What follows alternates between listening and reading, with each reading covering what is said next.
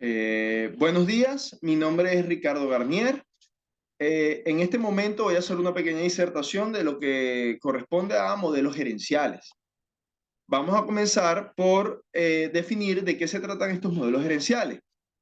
Son estrategias de gestión que implementan las compañías para dirigir y desarrollar sus sistemas internos.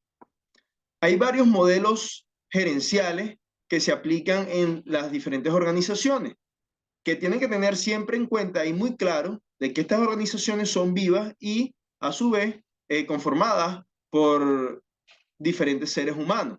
En este sentido, podemos determinar que hay tres grupos principales de gestión, como son gestiones que van enfocadas en relaciones de competitividad del mercado, otras gerencias que van enfocadas en la innovación y por último una gerencia que tiene como principal gestiones de proceso.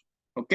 Estos a su vez nos permiten determinar diferentes modelos para ser explicados en este momento. Tenemos primero el modelo de planificación estratégica.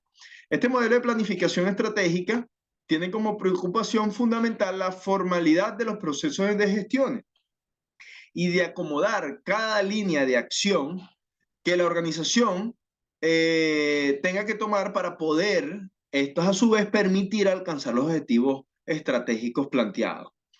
Su función principal radica en ordenar y formalizar estos procesos.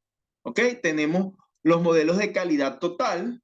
Estos modelos de calidad total son modelos de competitividad que pretenden asegurar procesos productivos constantes que permitan que las empresas alcancen los más altos estándares de calidad. ¿Ok? Esto es con el fin de que el consumidor, los compradores externos tengan mayor satisfacción. ¿Ok? Tenemos los modelos empowerment, que son modelos administrativos, modelos gerenciales administrativos que sugieren un tipo de liderazgo basado en el desarrollo de habilidades de los asistentes para que puedan hacer un trabajo más efectivo. ¿Ok? Tenemos los modelos prospectivos, que son aquellos que se encargan de identificar cuál es el futuro probable de una organización y, por otro lado, el futuro que desea dicha organización, que son dos cosas totalmente distintas. ¿Ok? Por último, tenemos el modelo del océano azul. Este modelo del océano azul va enfocado en, o pone de lado lo que son las competencias entre las empresas, impulsando la innovación. Y el objetivo de este modelo es crear nuevos mercados que permitan que las empresas crezcan de una forma sostenible. Para ello es indispensable cuatro principios básicos, que son crear nuevos espacios de consumo, centrarse en una idea global, ir más allá de la demanda existente y asegurar la viabilidad de la estrategia. Ahora bien, pasemos a un punto de suma importancia a la hora de gerenciar una organización, y es el liderazgo. El liderazgo en una empresa tiene como función primordial hacer crecer el equipo, ¿verdad? Mantener motivado a dicho equipo y a su vez sacar lo mejor de cada uno. Esto con el propósito de lograr los objetivos de dicha empresa. Para esto es fundamental que nos hagamos una pregunta. La pregunta va enfocada en si es menester de que la organización tenga un líder o tenga un estilo de líder.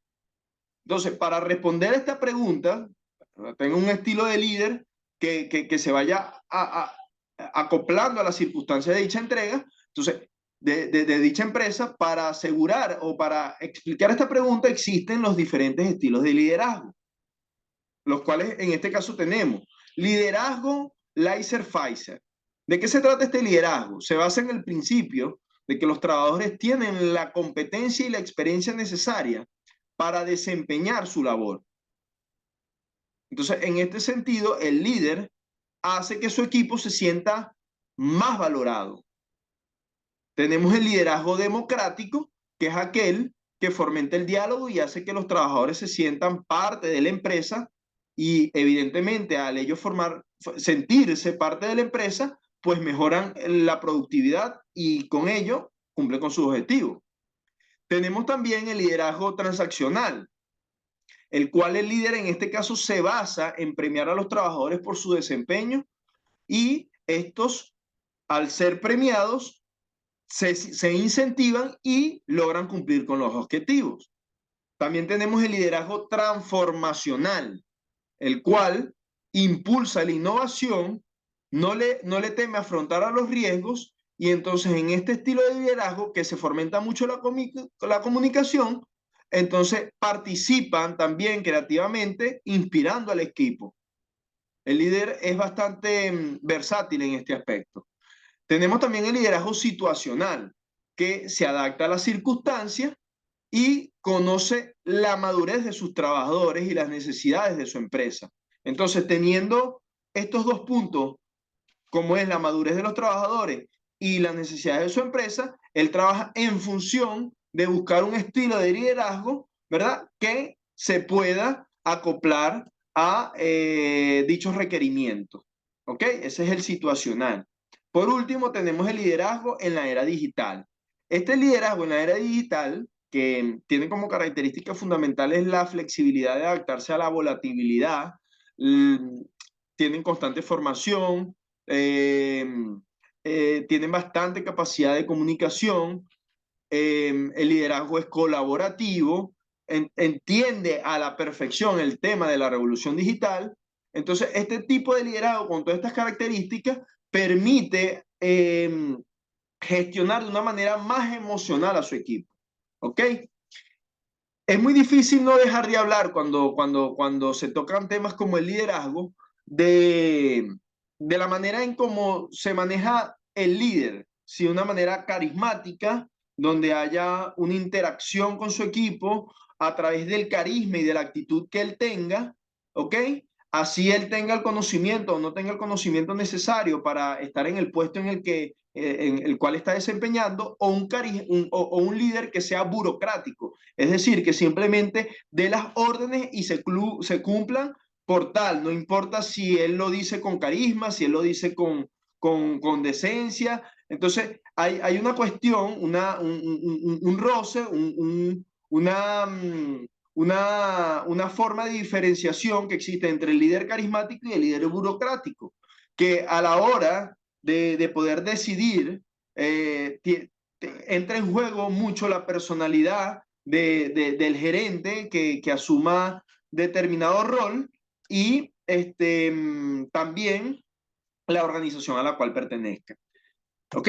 Ahora, pasemos al siguiente punto que entra en juego mucho lo que ya venimos hablando, el tema de la gerencia, de los modelos gerenciales y del liderazgo, que es el manejo del desacuerdo. A la hora de nosotros entrar en una organización, tenemos que tomar en cuenta que dicha organización, como dijimos al principio, es viva, está conformada por seres humanos y todos estos seres humanos tienen diferencias de interés, de diferentes necesidades y a la hora de ellos convivir en una labor, puede que haya, a través de estas diferencias de intereses y necesidades, una discrepancia que lleve a un desacuerdo y por ende este desacuerdo se presenta en la organización como un problema que tiene que ser solventado y solucionado para evitar de que la operatividad del negocio de la organización se vea obstruida, se vea afectada. Entonces, es fundamental entender, primero que nada, que la organización puede presentar estos inconvenientes y por ende el gerente o líder tiene que estar en la capacidad de poder discernir en el momento cuál es la acción que se va a tomar. Para ello estoy colocando aquí una serie de preguntas, de muchas, porque son bastantes, pero unas preguntas que consideré importantes para dar inicio al tema del desarrollo de un proceso de análisis a la hora de tomar, de presentarse, ¿no? Estos desacuerdos. Por ejemplo, tenemos aquí, ¿por qué confiar en la mediación o en la autoridad? Y no en la autoridad. Entonces, es importante destacar esto porque tenemos dos cosas. Un líder que es autoritario, que maneja las cosas de manera directa y sin ningún tipo de diálogo, y un líder que es carismático y puede llegar al diálogo para, a su vez, cumplir con el objetivo de solucionar el problema y continuar con el trabajo. Entonces, la mediación y no tu autoridad es relevante. La autoridad es fácil, sencilla, porque uno da la orden y como es un sistema donde el jefe manda y en algunos casos los trabajadores obedecen, entonces sencillamente tienen que cumplir con el trabajo y de manera a priori el problema se soluciona. Pero hay una cosa importante que hay que tener presente en este aspecto y es que se soluciona a priori, pero el problema puede persistir. ¿Por qué? Porque en ningún momento se afrontó a los involucrados y se trató de mediar de tal forma de que el problema de raíz se arrancara. Tenemos otro punto y es si sus colegas esperan que usted intervenga como el jefe. Importante, porque como les mencioné, hay un cabecilla que tiene a su disposición o a su responsabilidad una serie de personas para cumplir con determinado objetivo en la organización y estas personas, por ende, confían en ese cabecilla porque tiene las características esenciales o porque tienen el conocimiento y las actitudes necesarias para poder ocupar ese cargo. Confían en él y por ende, ellos esperan que cuando se presente una situación como esta, el jefe actúe, el jefe sea el mediador o el que imponga la autoridad. ¿Ok? Tenemos otra pregunta esencial. ¿Debería reunirse inicialmente con todos o en privado? Esa es una disyuntiva que se le puede presentar al gerente en el momento y que es indispensable de que él pueda o sepa cuál es la decisión más acertada. Y eso depende mucho del entorno en el que esté trabajando, eso depende mucho de las circunstancias en las que se presenta el problema, depende mucho del tipo de liderazgo que le esté aplicando.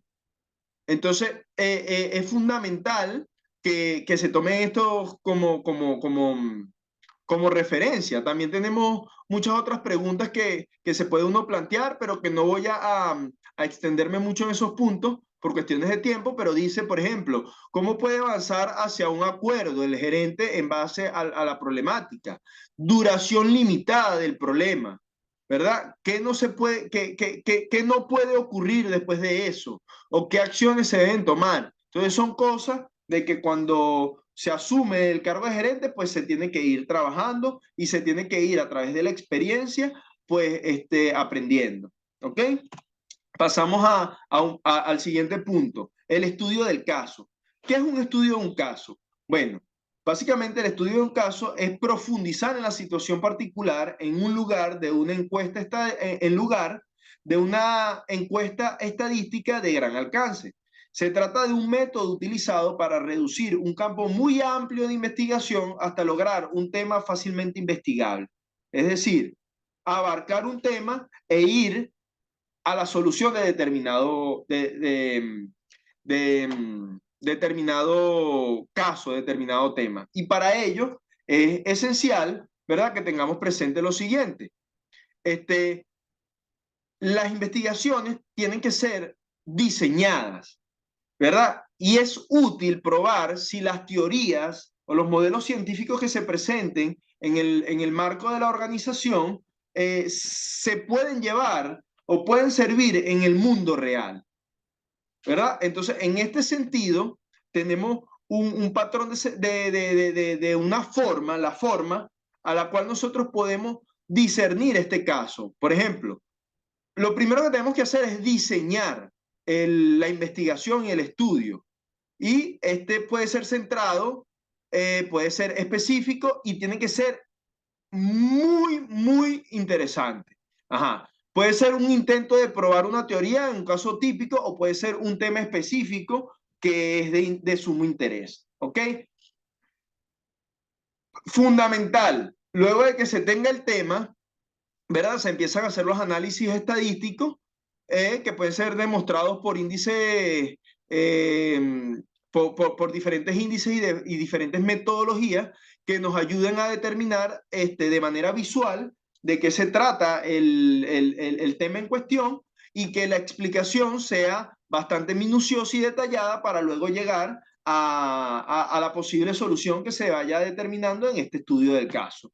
Hay muchas maneras en la cual se puede estudiar los diferentes casos que se presenten en una organización, pero lo importante es ir de lo macro a lo micro y, como le digo, diseñando primero la estrategia, luego enfocándonos en cuál es el problema para, en base a ese problema, determinar, ¿verdad? Con un análisis de resultados, cuál es la posible solución. Bueno, he sido bastante sucinto en este último punto, pero ya por cuestiones de tiempo tengo que concluir. Desde un punto de vista general, la gerencia tiene muchos